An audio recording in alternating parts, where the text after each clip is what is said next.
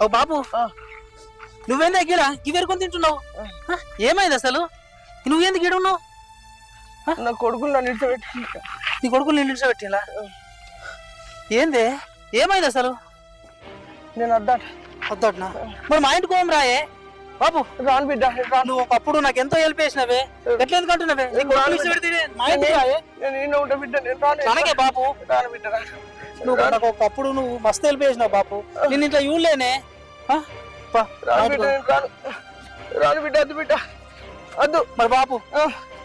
మరి మీ కొడుకులు నేను తీసుకుపోతే పోతావాయే పోతా బిడ్డ పోతా వాళ్ళు తీసుకుపోతా వాళ్ళు తీసుకుపోతే పోతావా సరే బాపు వాళ్ళు తీసుకుపోయేటట్టు చేస్తానే సరేనా సరే సరే ఇట్రా ఇక్కడ కూర్చుందా